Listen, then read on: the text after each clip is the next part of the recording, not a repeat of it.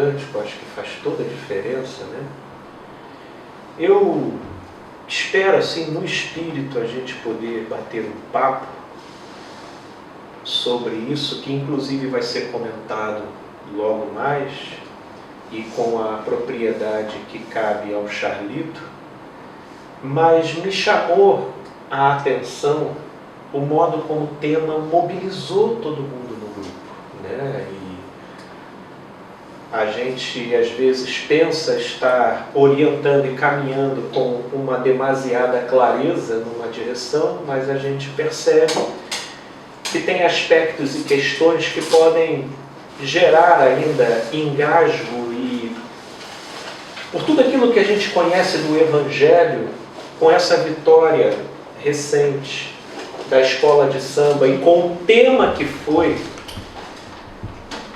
o desconforto, ao mesmo tempo que o embaraço que se criou naqueles que carregam a consciência do Evangelho, de como se comportar, de como responder, de como se expressar.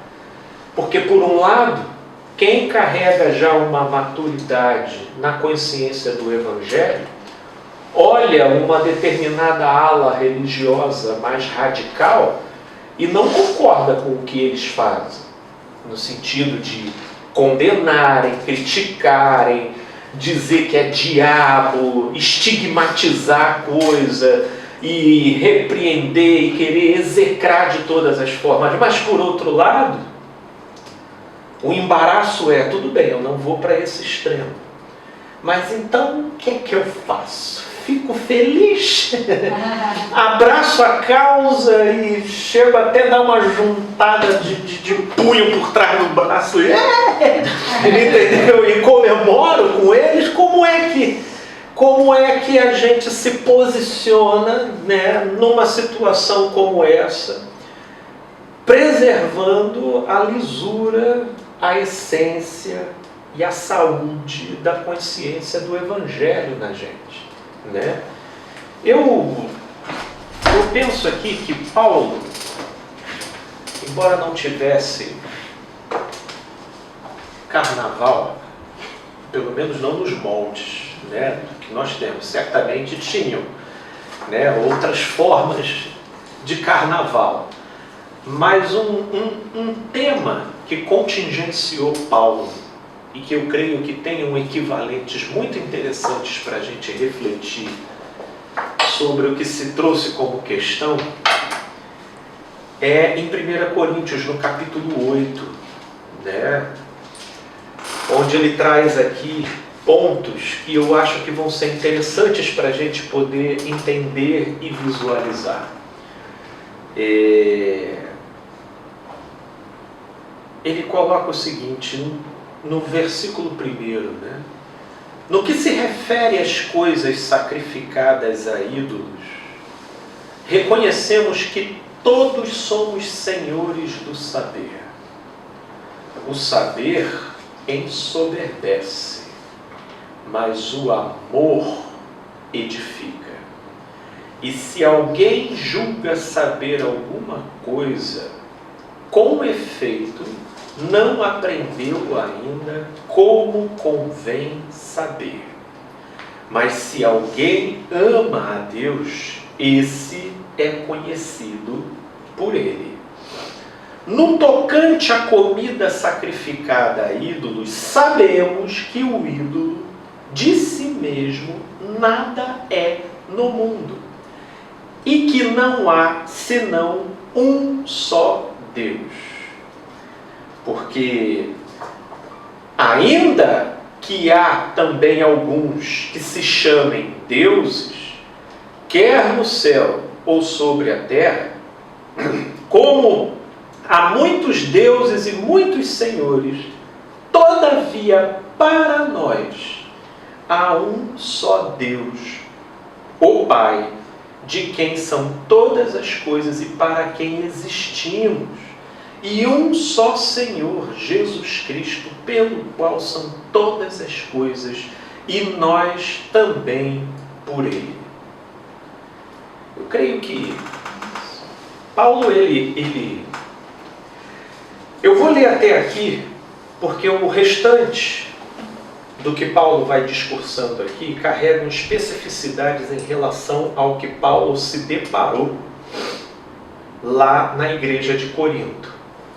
Porque, vamos dizer que um equivalente aproximado do que nós estamos vivenciando com esse impasse, embaraço relativo à vitória da escola de samba com um enredo baseado em histórias e contextos da cultura iorubá africana, né? E isso dentro de uma linha de misticismo e espiritualidade. Na época de Paulo tinha as comidas sacrificadas a ídolo, de modo que o que Paulo vai traçar aqui como uma linha, convocando os coríntios a uma conscientização, pelas certezas que o Evangelho produziu no coração dos coríntios. Isso os levavam, muitos deles, a uma presunção tão grande. Presunção, eu estou aqui querendo dizer como algo que vai além da pacificação. Porque uma coisa é a interação do Evangelho com o seu coração e a sua consciência produzir pacificação. Outra coisa é produzir a presunção. A presunção é a inflação do contato do Evangelho com o seu eu, já gerando um sintoma, pelo modo como o próprio sujeito vai operando uma distorção daquilo. E aí, pela via da pacificação, o sujeito vai se sentindo tão empoderado, tão autorizado, que ele já não consegue visualizar a mensagem que o comportamento dele passa para os mais diversos tipos de consciência ao redor dele.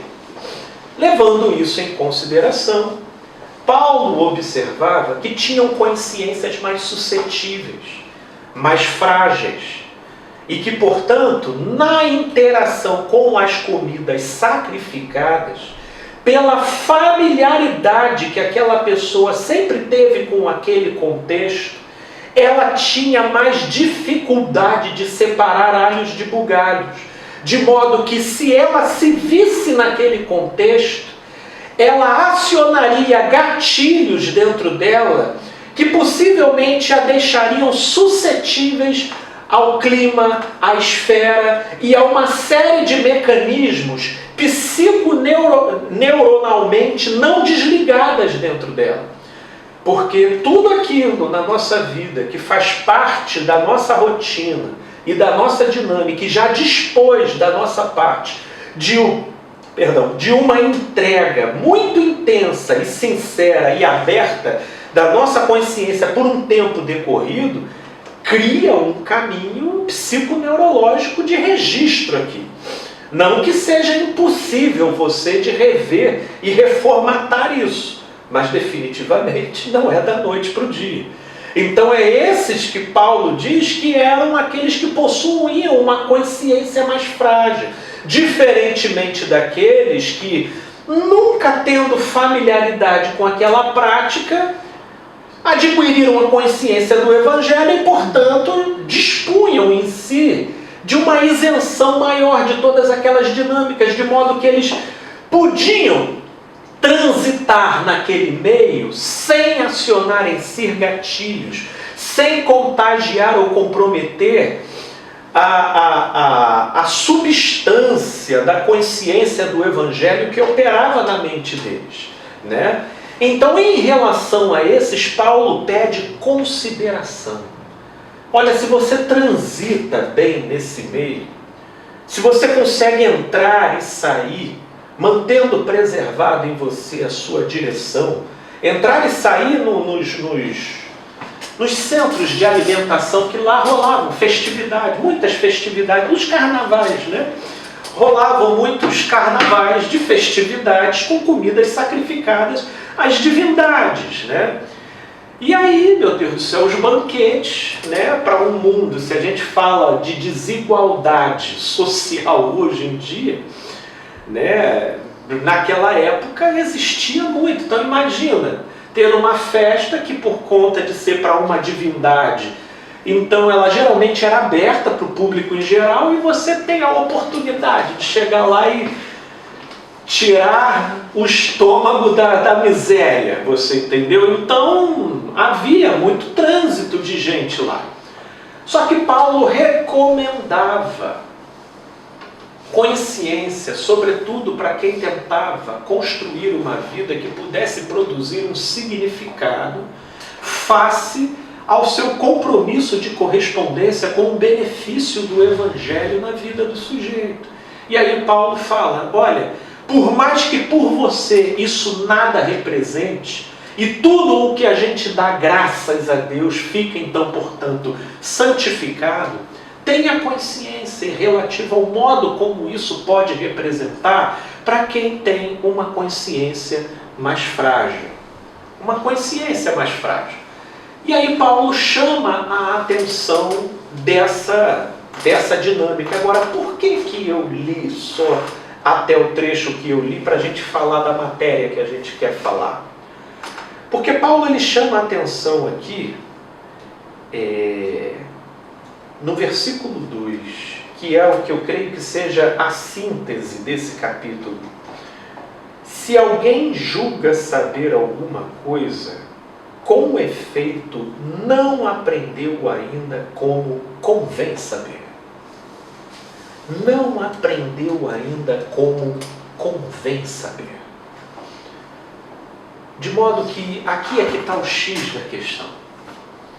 Não basta a informação, não basta o conteúdo, mas como convém saber essa informação. Porque a gente poderia falar aqui da cultura iorubá e de todas as divindades, por exemplo, a Exu, que foi ali enaltecida no enredo da escola de samba, que foi vitoriosa. Ela tem toda uma representação, mas todos os demais orixás, cada um deles vai carregar uma vertente de atuação. E essa é uma cultura que carrega representações de similaridades com inúmeras outras culturas que já povoaram, né, o sistema cultural religioso do mundo. Todavia, aqui no Brasil, como essa cultura, para além de um saber intelectual, também tem fortíssima relação com uma prática espiritual, então isso exerce maior receio, né, à percepção e à consciência daqueles, sobretudo dos evangélicos, daqueles que carregam uma consciência com referências religiosas diferentes. Então, trabalha-se para se fazer determinadas associações, que inclusive a própria Igreja Católica, no curso da sua cultura, associou essa figura do Exu ao do diabo, com o passar do tempo, mas isso pela influência da Igreja Católica, muito embora Exu, você vai tentar parar para ver, tem muitos significados. E ele tem diversas ramificações de atuação ali dentro. E tanto da linha considerada baixa, que são aqueles aspectos mais tenebrosos dos caracteres do ser, quanto a linha considerada alta, que são de caracteres mais nobres e positivos do ser, né?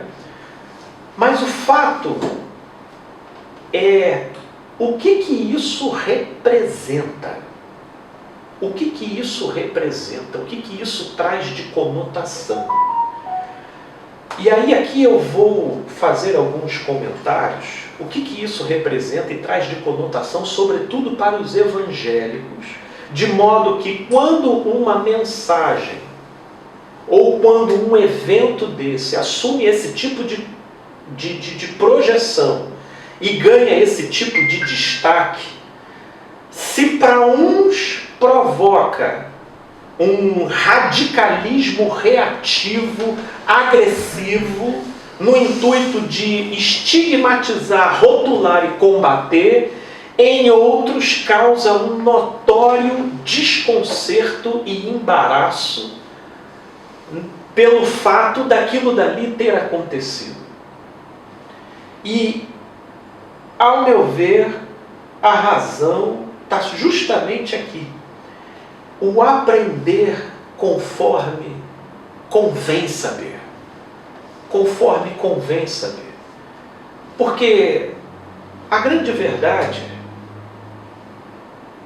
é que é nessas horas que se faz a linha diferencial de Jesus como informação e de Jesus como encarnação em mim, e me habitando, e fazendo valer como sendo a presença do mais valente dentro de mim.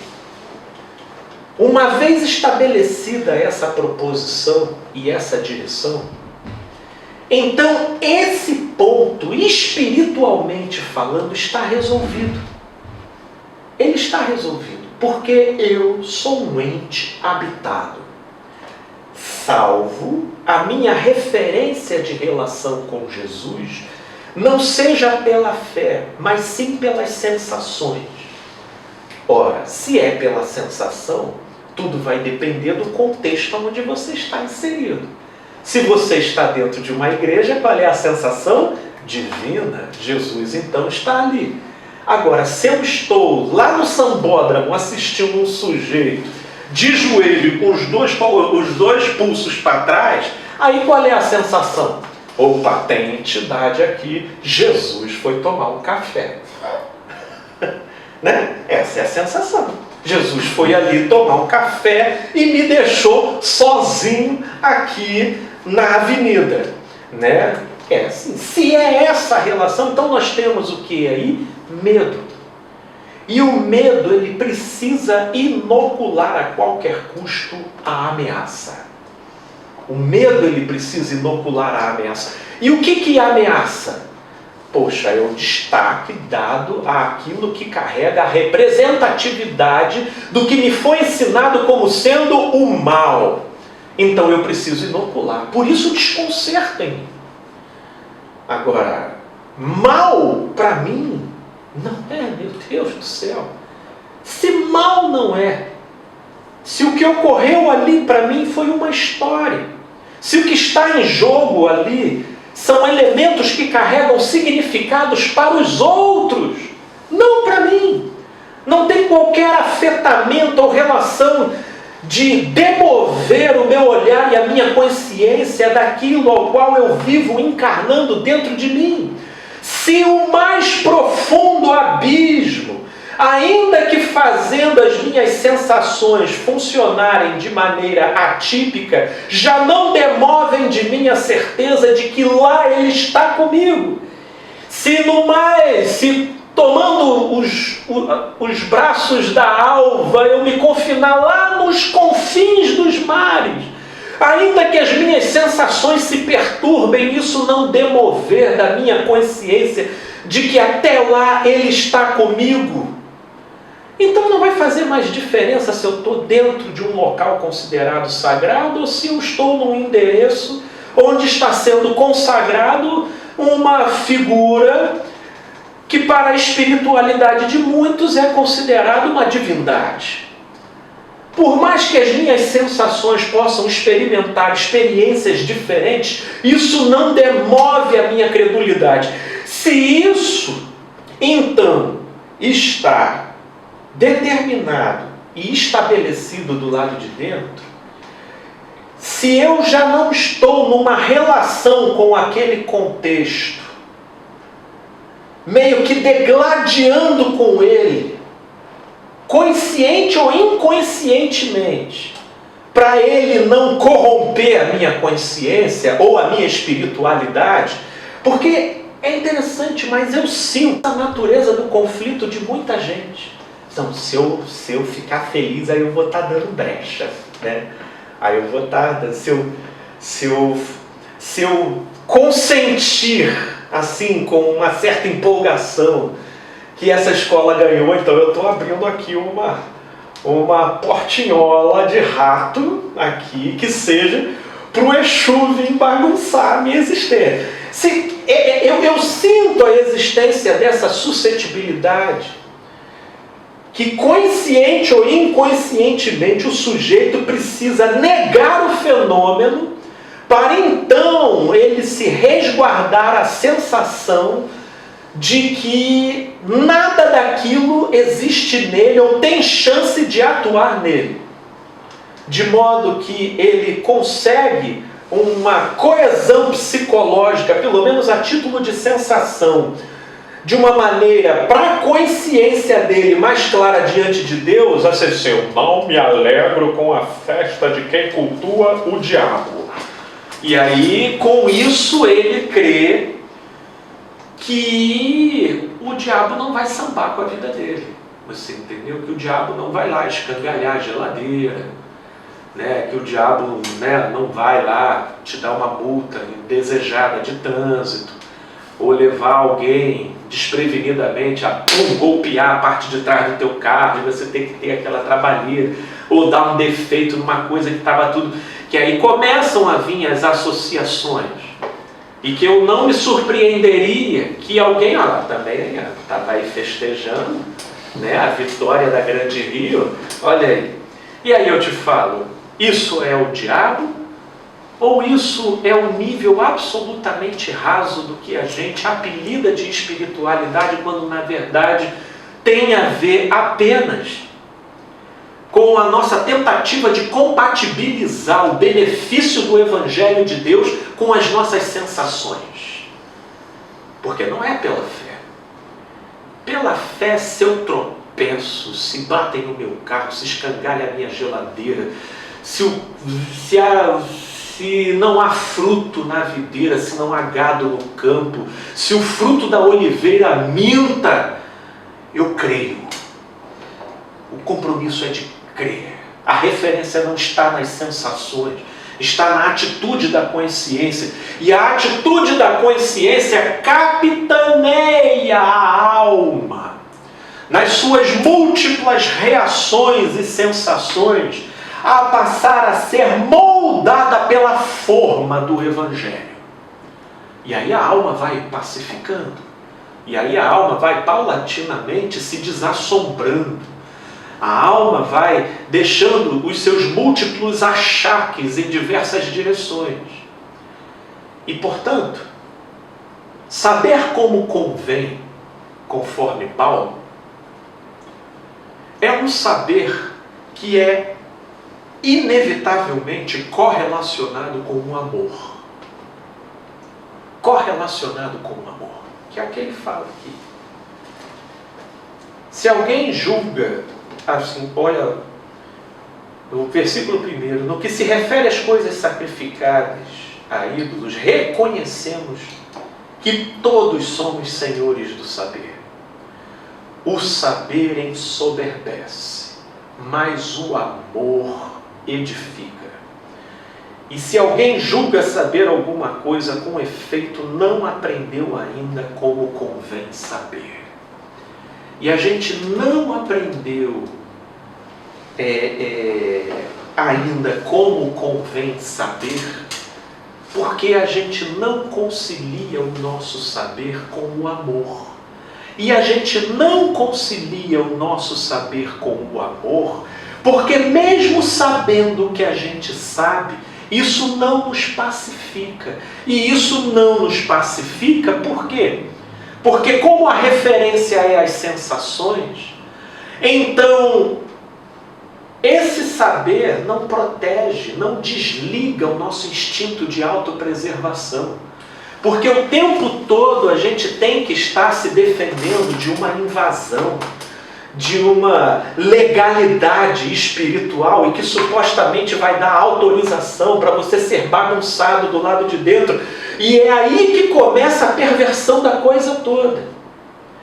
Porque, qual é a perversão da coisa toda? Ah, Felipe, então você quer dizer que não existe essa história de legalidade espiritual, de modo que espíritos, obsessores e entidades possam oprimir e obcecar a vida de uma pessoa? Não, eu creio que isso existe. Eu só acho que, de uma forma muito inteligente, eles conseguiram prevaricar o sentido do modo como essa verdade é aplicada, sobretudo no meio evangélico. Porque para o meio evangélico, a legalidade que eles não podem dar é justamente nesse nível altamente tosco, estapafúrdio, de olhar para uma situação dessa e peremptoriamente ter que execrar e discordar sob pena de eles darem legalidade do diabo atuar na vida deles. Cara, me desculpe, mas para mim não há maior desvio e alienação de propósito e de sentido do que esse. É, Felipe? Porque então, o que dá legalidade para o diabo? O que dá legalidade? É a mágoa. É a mágoa. É o não perdoar. É a ira processada sem ter um limite colocado pela consciência. É o medo cultuado dentro da gente, como se ele fosse o detentor da nossa real preservação de ser. São o modo como nós cultuamos apegos, sentimentos, obstinações e uma série de sentimentos dentro da gente que, meu Deus do céu, faz a gente um cartório ambulante de legalidade para atuação, sobretudo sutil, de manifestações demoníacas, ainda que você seja altamente regular na frequência a endereços sagrados, considerados santos, com placa de igreja ali. Isso é uma legalidade total, mas que a igreja não enxerga. Porque o que a igreja considera é que é execrando, perseguindo, rebaixando e expulsando esse tipo de acontecimento que rolou no Carnaval do Rio, com a vitória e a alegria de um enredo de escola de samba baseado numa entidade de matriz africana, que eles então estão fechando a legalidade espiritual de atuação do diabo sobre a vida deles. Tolos. Tolos. Porque coam mosquitos e engolem camelos. Coam mosquitos, mas engolem camelos. Sabem, aprenderam, mas eles não sabem como convém. Porque o amor lança fora todo medo. Todo medo. E olha, se a gente subtrair o fator medo dessa equação que nós estamos conversando, isso vai dar lastro espiritual e psicológico para a gente entender qual a maneira melhor de se lidar com uma situação e um evento como esse. Uma situação ou um evento como esse. Por exemplo, vamos supor aqui que a Vânia tenha um histórico de carreira na área militar. Cara, eu não curto, sinceramente, não é a minha praia. Mas a Vânia, ela é inserida, nascida e criada dentro desse contexto. E o seu código de valores, todos estão moldados e articulados dentro desse universo. E ela vem contar para mim aquilo que para ela é uma realização e é uma alegria. Por que eu não posso me alegrar com os que se alegram? O que vai me impedir de chorar com os que choram? Por que a história da Vânia, porque não é a minha história, então eu não posso me alegrar? Aí levantaria algo mais, Felipe, eu acho que o seu exemplo está um pouco forçado. Porque, poxa, com relação à questão militar, até eu me alegraria, mas com relação à questão espiritual, eu me alegraria com alguém que está carregando um conteúdo que eu sei que é engano. De uma certa forma, me alegrar com ele não seria também de uma certa forma respaldar o engano dele? E aí essa que vem a questão. E aí eu te digo, sim ou não? É claro que não. Como que eu vou estar respaldando o engano dele? Eu vou estar respaldando a alegria dele. Agora, a alegria dele sendo respaldada pela minha alegria, isso passa aqui mensagem: aceitação. O seu mundo não ofende o meu mundo. O seu mundo não carrega ameaças para o meu mundo. O seu mundo, por mais distante que seja, ao ganhar evidência e destaque diante de todos, não relativiza o meu mundo. Portanto, eu me alegro com a sua alegria. Isso não me faz necessariamente respaldar o que você crê. Isso não me faz necessariamente distorcer o que eu creio. Isso só me faz me unir a você relativo àquilo que em nós podemos desfrutar como algo em comum e que faz parte da essência da nossa espécie, da nossa natureza, que é a alegria, que é a possibilidade do amor se estabelecer como conexão entre nós, mesmo na diferença da nossa credulidade. Aí o saber começa a se apresentar do modo como convém. Ou vocês acham que Paulo não fez isso? Paulo, ele transitou por essas linhas, eu vou dizer sinuosas, não porque elas sejam inacessíveis ou difíceis, mas é porque elas só podem ser acessadas se o amor, compatibilizado com o nosso saber, com os nossos aprendizados, produziu em nós um saber conforme convém. E quando isso acontece, dá uma olhada aqui no capítulo 9, a partir do verso 20, e veja os movimentos, os diversos movimentos que Paulo fez,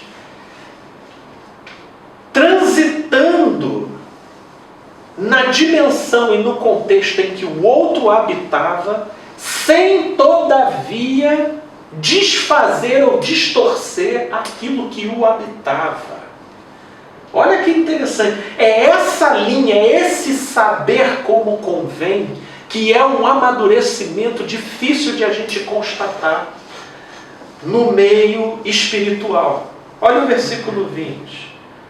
Procedi, olha, verso 19. Porque sendo livre de todos, fiz-me escravo de todos, a fim de ganhar o maior número de pessoas possível.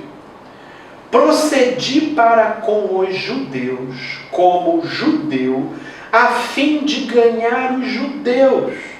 Para os que vivem sob o regime da lei, olha que interessante, como se eu mesmo assim vivesse, para ganhar os que vivem debaixo da lei. Não, embora não esteja eu debaixo da lei. Paulo chegava, ele rapava a cabeça lá em Jerusalém. Chegou lá, vou lá fazer um voto, vou rapar. Você rapou a cabeça. Imagina, a gente tem esses códigos do comportamento, da vestimenta, da comida que come, da bebida, a gente parece não transcender isso.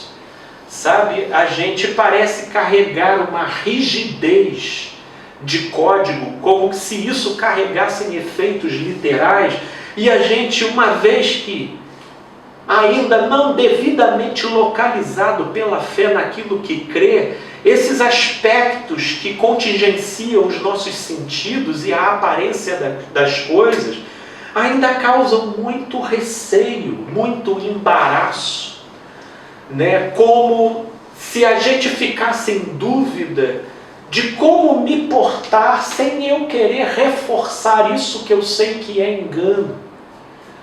Mas a verdade é, repito, se a nossa espiritualidade está pacificada em Deus pela decisão da consciência em acreditar no amor dele para além do que as nossas sensações possam produzir como reações nessa vida e nesse mundo, então, abraçando o amor, a gente pode se alegrar com os que se alegram, sem distorcer aquilo que eu creio e sem fomentar aquilo que o outro crê. Porque Jesus disse que nós seríamos, que Ele seria reconhecido como tendo sido enviado da parte de Deus.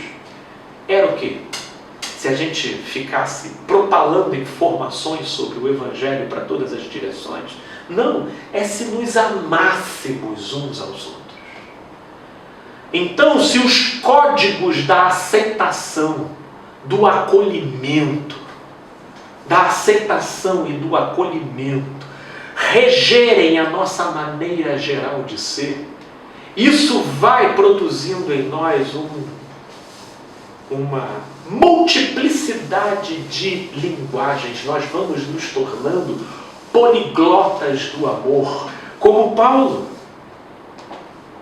Aos sem lei, como se eu mesmo o fosse, não estando sem lei para com Deus, mas debaixo da lei de Cristo, para ganhar os que vivem fora do regime da lei. Fiz-me fraco para os fracos, com o fim de ganhar os fracos. Fiz-me tudo para com todos, com o fim de, por todos os modos, salvar alguns. Cara, que trânsito lindo, psicológica e espiritualmente, que uma pessoa se permite fazer, sem que isso demova ele da essência daquilo que ele crê. O pastor Henrique Vieira, ele postou na página dele uma colocação que eu achei assim extraordinária e de muito proveito para complementar aqui essa nossa reflexão acerca de um rapaz, não sei se pastor, creio que não, mas assumidamente evangélico, porque ele colocou lá na notícia dele que era. E ele colocou o seguinte: posso eu, na qualidade de evangélico, me alegrar com a vitória dessas pessoas que tiveram a sua entidade consagrada no enredo de uma escola de samba e receberam a maior premiação do samba do Rio de Janeiro? Ele disse, sim, e eu vou te dar as razões. E aí ele começou a dar as razões. Eu conheço o povo de Caxias, eu sou nascido e criado lá. É um povo de muito sofrimento, é um povo de muitas restrições. É um povo que vivencia dificuldades de natureza social horrorosas, né? E que batalham muito para obter muito pouco. E só eu vi a maneira como eles explodiram de felicidade. Parecia uma catarse coletiva. O fato daquele povo se ter representado por uma escola de samba que ganhou o prêmio máximo, né? Sobretudo baseado num enredo que ultimamente tem sido alvo de muitas perseguições, retaliações e manifestações agressivas. Pessoas invadindo terreiros, quebrando estátuas. E, meus amigos, ao meu ver, a agressividade, ela é prima de primeiro grau do medo. A gente só parte com violência aquilo que nos causa temeridade. E, inclusive, é justamente essa a psicologia da religiosidade de boa parte. Olham essas entidades como se fossem forças opostas a Deus. É o bem e o mal, é um maniqueísmo absurdo, como se fossem forças equivalentes, lutando contra si. Eles acham que eles precisam ser os guardiões do bem, e que se eles não quebrarem, não hostilizarem, e de uma certa forma não execrarem esse público, eles estarão dando abertura para o mal dominar a região. Então é essa psicologia que domina os impulsos e as sensações íntimas, e de uma certa forma que todos nós no meio evangélico fomos meio que doutrinados nessa direção. E por mais que muitos aqui já tenham saído desse contexto, esse contexto ainda faz girar engrenagens dentro da gente, de modo a gente não conseguir ter uma perspectiva como, por exemplo, a desse rapaz, que foi citado lá na página do pastor Henrique Vieira, onde ele consegue notar o viés psicológico-social da representação dessa vitória para aquele povo daquela região. E eu falei assim, e observando isso, eu não vou deixar de me alegrar? Cara, eu vou me alegrar com eles, porque para eles isso possa ter o significado que for, mas ao meu ver, isso é uma consagração de benefício psicológico para toda uma população oprimida por um sistema que não dá vez para eles de jeito nenhum. Mas como que a gente vai observar isso se mesmo interagindo com o Evangelho a gente está se defendendo das nossas próprias assombrações imaginárias o tempo todo? Porque a gente não sabe como convém. Porque o nosso saber não está conciliado com um amor que se crê indivorciavelmente, como diz Romanos capítulo 8, de que nada nos separará desse amor. Porque se a gente está entregue em fé a essa certeza inalienável e inegociável, então tudo na gente vai se acalmando e se pacificando para a gente poder ver o que está para além das aparências. Ah, Felipe, mas é que passou, eu vi certos vídeos aqui, que durante o desfile, algumas pessoas caíam possessas. Isso aí tem a ver com ele. Isso tem a ver com aquele camarada ali. Isso não tem a ver com o todo. Isso tem a ver com aspectos pontuais. Tem a ver. Cada um vai carregar a sua devida espiritualidade, de modo que isso vai gerar implicações. Mas aquilo que se manifesta no âmbito pontual não desalinha o que a gente pode assistir de maneira mais ampla no contexto. Por favor. Mil perguntinhas, né? Vamos nós. A hora é essa. Bom, primeiro eu quero falar assim, isso me lembra muito Naamã. Quando Naamã foi curado, e ele chega para Eliseu, ele fala, fala para o seu Deus, que agora é o meu Deus, que quando eu levar o meu rei até o Deus dele, eu vou ter que me ajoelhar, porque o meu rei é muito idoso, e eu vou ter que ajudá-lo. Mas fala para o seu Deus que eu não estou me ajoelhando diante dele. Aí Eliseu fala assim, tudo que Eliseu fala é, vai em paz. Como quem diz assim, então sai do teu coração. De Deus. Olha, isso é uma maturidade que ocorreu antes da encarnação da plenitude dos tempos, personificado em Cristo Jesus. E logo você vê que isso é um amadurecimento presente, capaz de a gente poder saber distinguir que a verdadeira brecha que a gente abre é para aquilo que a gente cultua no coração.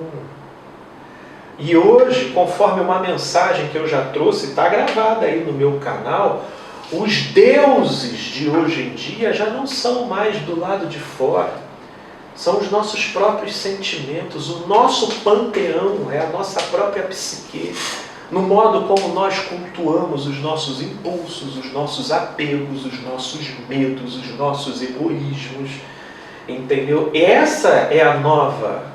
Eu até ouvi o Bruno dizer que ele teria predileção de ouvir sobre a mitologia grega, mas a mitologia grega ela já foi muito alvo de culto daquilo que hoje, por exemplo, está recaindo sobre a cultura iorubá, de matriz africana, entendeu? E aí, hoje, né, a mitologia grega, assim referenciada, ela está mais qualificada como história de natureza intelectual para você conhecer e saber acerca da história dos povos. Então isso carrega, empresta para a gente uma sensação de que já são saberes desconectados de algum vinculamento religioso espiritual. Mas isso diz respeito apenas ao trânsito da dinâmica da própria história. Quem sabe daqui a mais alguns anos isso vai incorrer também sobre a cultura iorubá e aí vão se estabelecer outros níveis, porque esses deuses eles estão sempre se metamorfoseando, né? E repito, tem essa da cultura iorubá que para mim é uma cultura até muito interessante para conhecer, porque trabalha com arquetipias de uma conveniência, uma pertinência muito grande para você ter melhores entendimentos sobre o funcionamento psíquico das pessoas, né? Assim como a mitologia grega, a nórdica, a céltica, entendeu? E todas elas. Agora, a gente tem que observar e caminhar sensível para com os deuses que atuam no Ocidente, sob as pretensões cientificistas, tecnológicas e modernas. Você pensa que não há divindade nesse meio? Só há, né? Procura ver como que você prioriza certas máquinas. Eu estava vendo aqui um videozinho que me mandaram de um menino pobre, dava para ver pelo próprio caractere do contexto do vídeo, um meninozinho pobrezinho de 18 anos e a mãe foi dar um iPhone para ele, até um iPhonezinho usado, pelo modo como ele abriu. Você viu a reação do menino? Nossa. Né? O que é aquilo dali, senão o beneplácito de divindade ali? Ali tem relação de divindade com a coisa, com o objeto. Olha como que mobilizou toda a família. E isso daqui, só que isso é mais sutil para a gente. E por quê? Porque essas divindades nunca assumiram essa nomenclatura. E isso é uma coisa que cabe aos pensadores e aqueles que discernem os movimentos da dinâmica espiritual debruçarem o seu discernimento e análise em cima desse campo para ir ajudando as pessoas a discernir. Porque esses deuses eles vão se metamorfoseando de acordo com a metamorfose da cultura humana. Entendeu? Então eles vão assumindo as mais diversas conotações, né? As mais diversas feições e dinâmicas, mas você vai discernindo pela produção do vinculamento, da impressionabilidade, do aumento da sugestionabilidade do sujeito a um determinado pacote de conteúdo, de direções e de doutrinas, e no modo como isso tudo vai, no final das contas, apontando para a direção da relação entre divindade e fiel, e o crente, entre divindade e o crente. Mas assim, eu, né? Okay. Eu não tenho a paciência para ficar lá na plateia lá do São Paulo. Ok. Tenho vontade. Nem eu. Tenho vontade de assistir, mas não tenho paciência para isso. Uhum. Mas vamos supor que eu estivesse lá. Ok. Como cantar esse hino? Assim, eu hoje entendo que eu não sou religiosa, mas eu tenho, às vezes, alguns Ué, só não raios. Eu não conseguiria cantar. E aí? Eu não cantaria, porque para mim não faz diferença. Deixa eu te fazer uma pergunta também, Vânia, porque talvez eu vou te trazer uma questão que talvez você teria muito mais facilidade para me responder. Hoje, com a consciência que você tem, né, com a percepção que você tem, se eu te trouxer alguns cânticos evangélicos, você canta? Porque, Senhor, se tu não me der, eu vou... Porque Deus é o Deus... Você canta? Não. Se eu pegar algumas músicas, alguns rock pauleiro, algumas coisas assim que cantam certas mensagens, eu acho que isso teria que ser visto com uma naturalidade daquilo que a sua própria consciência depreende, do que é cantável, do que é expressável e do que não. Só que nisso é com essa naturalidade, né, que a gente tem que fazer. Por exemplo, é que nós estamos nesse meio, e eu creio que no bojo dessa pergunta que você me fez, ainda vai se levando a questão do até que ponto é para eu abraçar a coisa, eu curtir a coisa sem me comprometer com a coisa. Quando, na verdade, esse discernimento já está presente em você em relação a muitos aspectos. Se eu tenho músicas da igreja evangélica que eu, sabe, irmão, você vai botar aqui, eu estou ali no meio, se eu, por alguma razão eu estiver ali no meio, sei lá, participando de algum culto de aniversário, ou de alguma coisa, eu sei, cara, essa música aí, ela pertenceu ao meu patamar de consciência quando eu tinha 25 anos. Hoje, cara, sinceramente, ela já não expressa um cântico de alma para mim, de acordo com as coisas que eu entendo. Né? Tem música, por exemplo, agora por outro lado, né? Falando por outro lado, o que aí a igreja evangélica não permite. Tem músicas do Renato Russo que você vai colocar aqui, eu vou fechar os meus olhos e eu vou adorar, minha amiga. Eu vou adorar, vou pegar algumas outras músicas aqui, eu sou terrível de saber, né? Ana Vilela, né? Não sei, tem umas musicazinhas aí, inclusive o Caio apontou uma. Vocês já viram aquela? Ando devagar, porque já tive pressa. Pelo amor de Deus. Sabe, esse discernimento de você poder compatibilizar o que te vem do lado de fora com aquilo que te habita do lado de dentro, sem que isso necessariamente represente discriminação, condenação, perseguição, diminuição do outro. É essa a direção. Sim, é assim. Então eu vou falar de mim. Okay. Eu não cantaria porque eu acharia que eu estaria louvando a uma entidade, além daquela musista, daquela forma. Eu não me sentiria à vontade. Uhum. Agora, ia me alegrar com a Vitória, porque a Vitória, para mim, é a Vitória de uma escola de samba, como se fosse a Portela, que eu tanto gosto. Okay. Entendeu? Por exemplo, eu tenho a minha vizinha, ela é espírita. E ela falou assim, você não ia querer vir aqui comer a minha feijoada porque é de São Jorge. Eu falei, opa! Peraí! Comer uma feijoada, minha amiga. Uma coisa é uma coisa, outra coisa é outra coisa. Jogo, treme é treme. Você tem que consultar se o Jorge não vai ficar ofendido com a minha presença. Vê com ele, se não for problema para ele... Eu falei, opa, pode chamar, por favor. Mas assim, aí eu não saberia como agir. Então assim, eu acho que pra mim já está claro. Você está entendendo? Tá entendendo? Você tá, e isso de uma forma natural, porque tudo é vosso, disse Paulo. Tudo. De modo que cabe a gente o quê? Tudo me é lícito, mas nem tudo edifica. Nem tudo me convém. É uma decisão.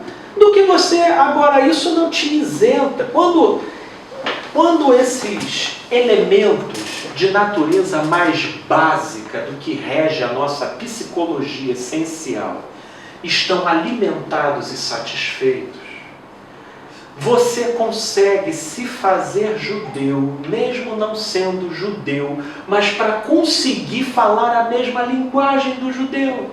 Você consegue se fazer como estando debaixo da lei, mesmo que você não esteja, sem que isso represente hipocrisia, forçação, anulação de consciência, mas isso vai te dando um manejo de linguagem, onde você é bem entendido, porém respeitado na sua posição, e a sua posição, embora estabelecida, ela não passa a mensagem para o outro de superioridade, ou de pretensão, ou de julgamento, ou de anulação, de modo que você transita pelos ambientes, não tem corroído a essência da sua relação com Deus, e as pessoas vão vendo. Aí o que as pessoas vão vendo? Vão vendo que a sua relação com Deus é poderosa.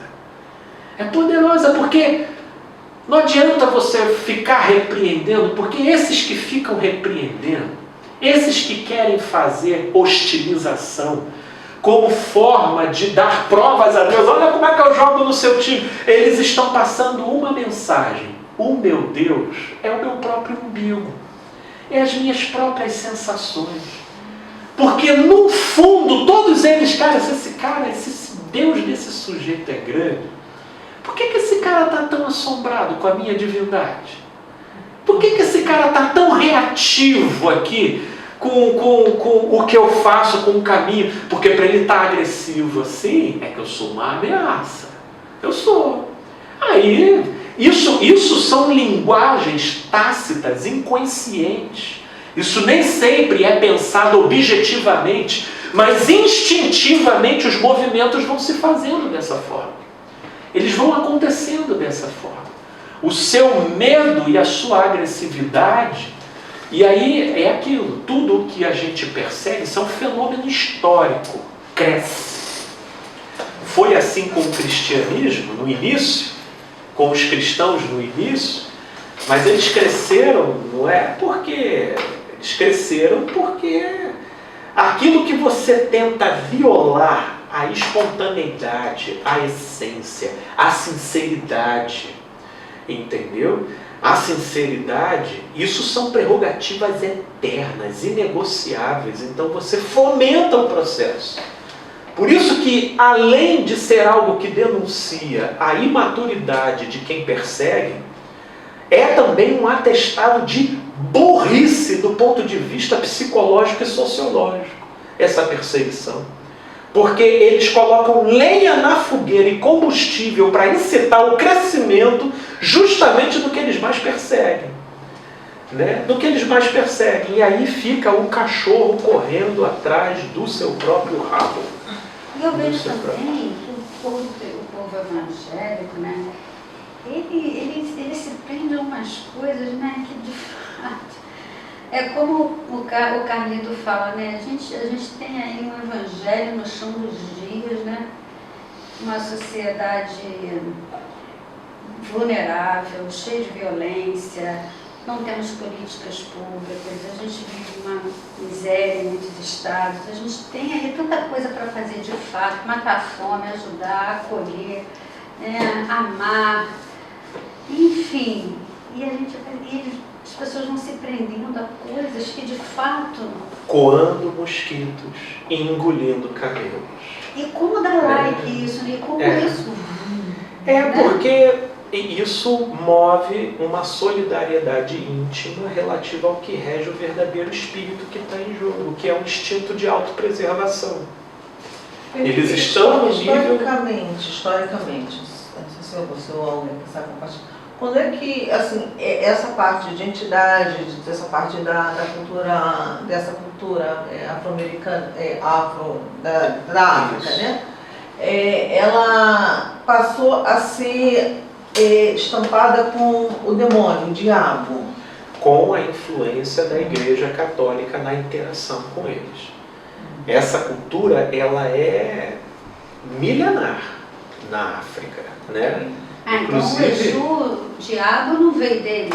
Não veio deles, e começou a assim ser associado quando escravos começaram a ser trazidos daquele cinturão ali da Nigéria e dos países ali vizinhos, começaram a ser trazidos.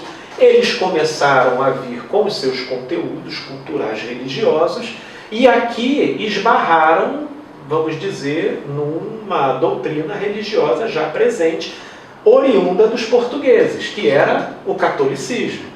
Tanto que tem muito sincretismo, tanto da influência cristã sobre essa cultura desdobrada, né, na Umbanda, Candomblé, Quimbanda, quanto dessa matriz africana sobre o catolicismo, entendeu? Sobre o catolicismo e, por que não, até sobre o protestantismo.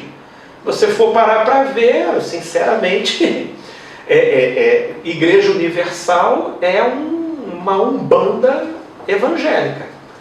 No modo como eles invocam, no modo como eles estimulam, no modo como eles trabalham esses temas, tanto que, não sei se vocês já observaram, né?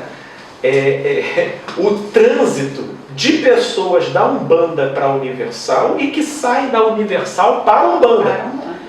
O trânsito é recíproco, porque as doutrinas e as dinâmicas, elas são altamente compatíveis entre si, só praticamente mudando o nome do santo.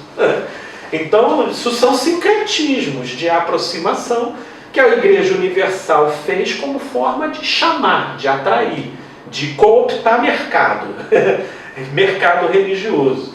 Mas foi nessa fusão que começam a ver, porque Exu, antes disso, e todas essas demais divindades, como, por exemplo, na contraposição com o cristianismo, Hades, da mitologia grega, que é tido como inferno. Mas isso são o Tártaros, né? Isso não carregavam esses maniqueísmos lá para os gregos. Inferno, céu. Isso eram dimensões. Eram tratadas como dimensões. Quando o cristianismo começa a se disseminar amplamente como doutrina, esse maniqueísmo foi se valendo das doutrinas e dos acervos teóricos dessas culturas, né, tanto a africana quanto a grega, que foram estabelecendo suas compatibilizações e equivalências, né? Aí Hades virou inferno, Exu virou diabo, e aí começaram a haver todas essas miscigenações de doutrina. Mas para um bandista não é assim que a banda toca, inclusive é até ofensa, né? E tem muito lugar, muito terreno de Umbanda e de Candomblé, eu acredito que seja a maioria deles, que você vê mais amor do que dentro de igreja. As pessoas, você não vê a questão de disse-me-disse, fofoca, eles estão sempre dispostos a ajudar, estão doando, mas não fazem propaganda. Entendeu? Então é um preconceito assim, violentíssimo, algo que foi colocado na nossa cabeça como ali é o mal e aqui onde eu estou é o bem. Né? Então eles são a personificação do mal, são os demônios, e nós aqui estamos com Jesus. Só que na bem da verdade é o contrário, né? Se você for ver bem, essas pessoas elas repassam esse tipo de ensinamento como se fosse uma verdade. Então, quando você falou com relação a Sapucaí, ao desfile, eu já trabalhei em desfile, né, fazendo registro. Cara, é uma coisa assim que é surreal. É uma emoção e você vê isso estampado no rosto das pessoas. A alegria que elas têm naquele 1h30 de desfile ali, naquele momento que está desfilando, parece que é uma realização de vida. Passou aquilo, acabou. É como se fosse uma droga que te deu aquele efeito, aquele êxtase, acabou. E é encarar como isso é um momento feliz, passou, acabou e nada mais. Se você vai cantar ou não, o que vai te mudar lá dentro? Aí é a sua predisposição para aquilo. né? Se você acha que aquilo vai te fazer cair, então nem chega perto. Mas eu sempre vejo essas coisas como uma manifestação cultural, algo que a gente pode aprender e tirar de proveito, né?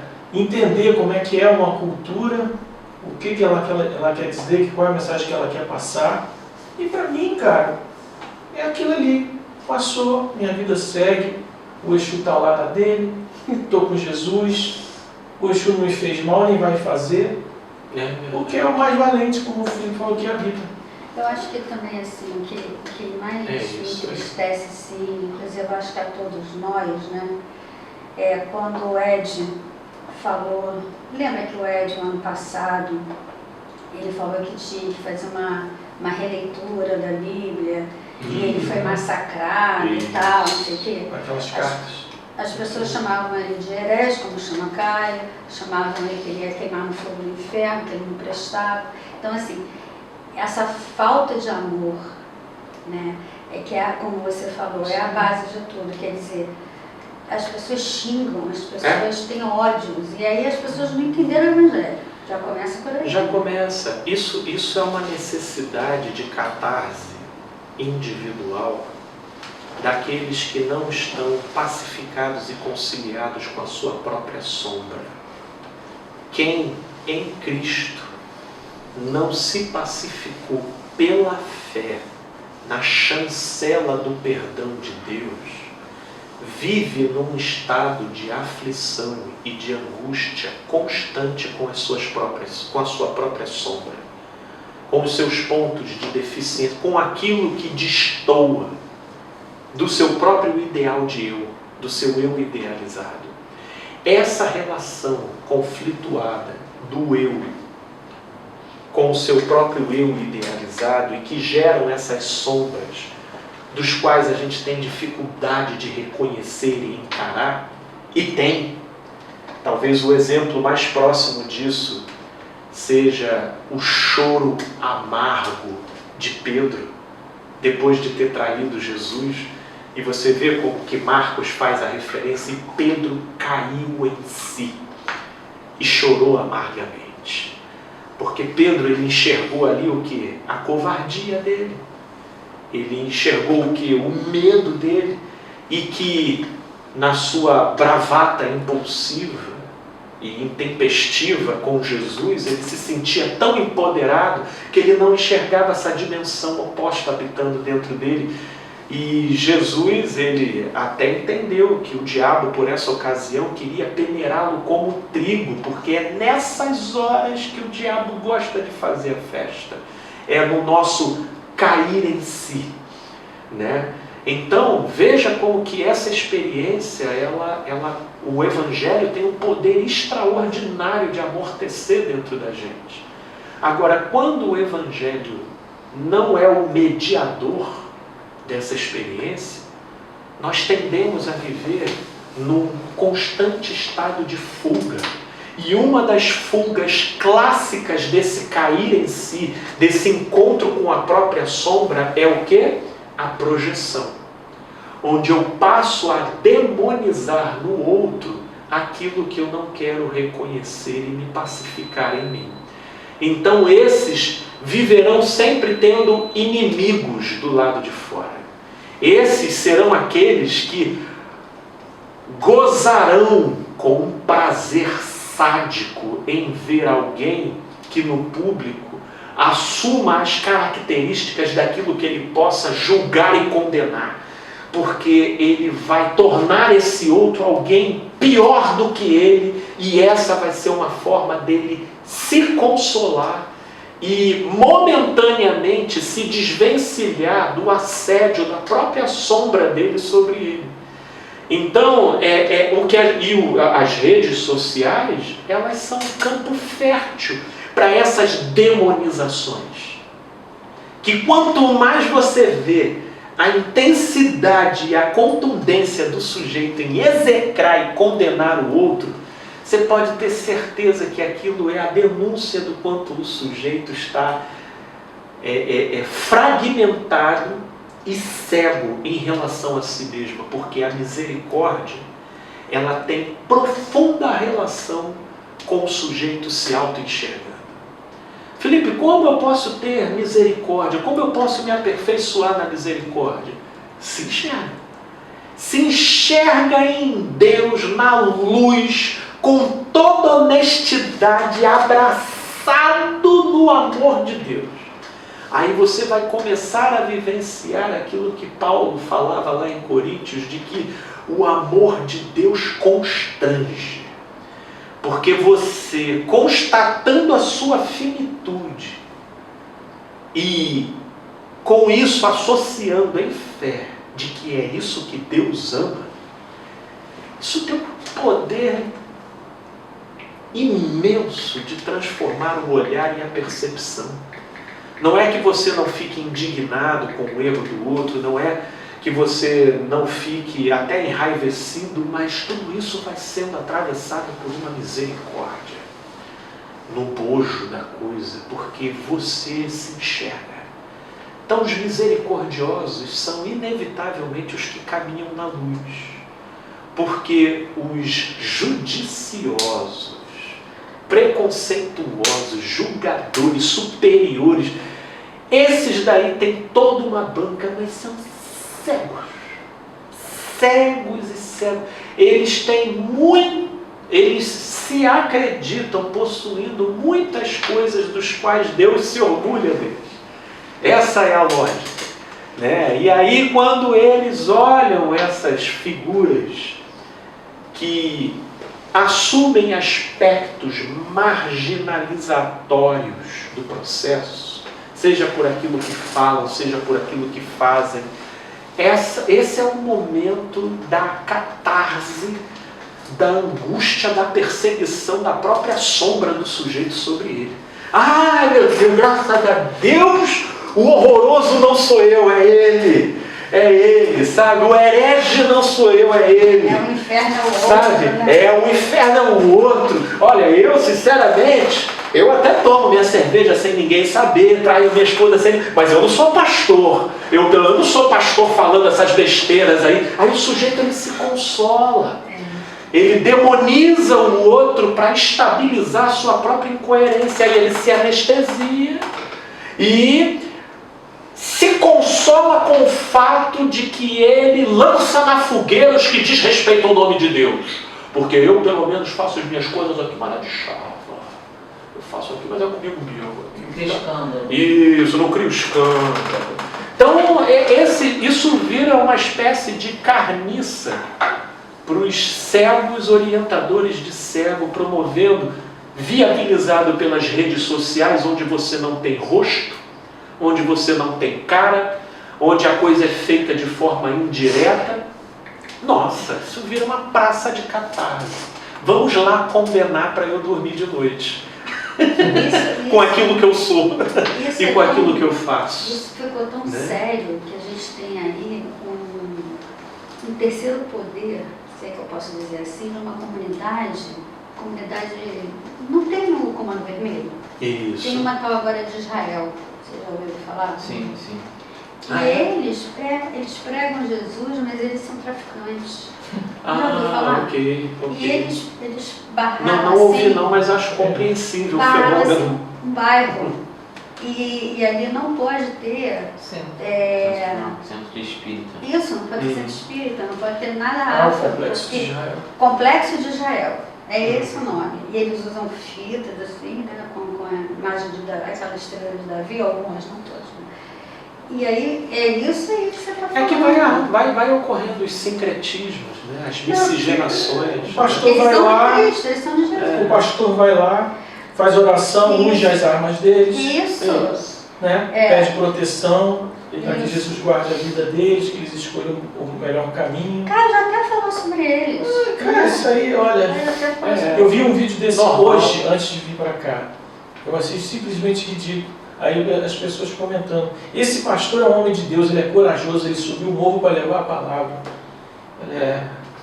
Como é que ele deve ter peito de aço, porque se chega a polícia ali, ele vai levar uma rajada também. Tá no meio. E é disso que você está falando, né? Dessa coisa isso aí. que as pessoas não vão percebendo e elas vão E naquilo que elas não vão percebendo, elas vão pegando o Evangelho e vão adaptando o Evangelho aos seus próprios caprichos.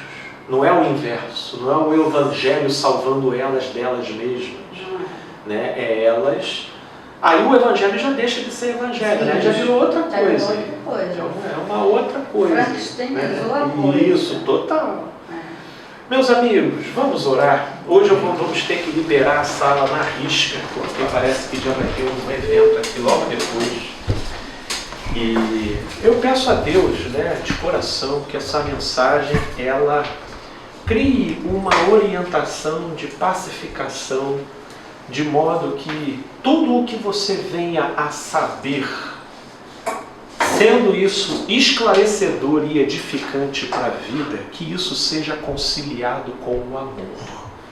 Porque sem isso, sem essa compatibilização com o amor, o nosso saber vai nos tornar pretensiosos, arrogantes e contribuidores para um pioramento do mundo ao nosso redor, acirrando desigualdades, intensificando polarizações e, no final das contas, distanciando o todo do equilíbrio, da harmonização e do amor.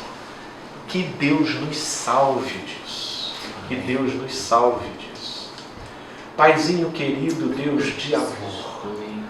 Inclusive no momento em que nos aproximamos de embates políticos, estamos aí agora passando por essa situação da vitória desse enredo e dessa escola de samba, e que incitou tantas polarizações, disputas, competições e perseguições.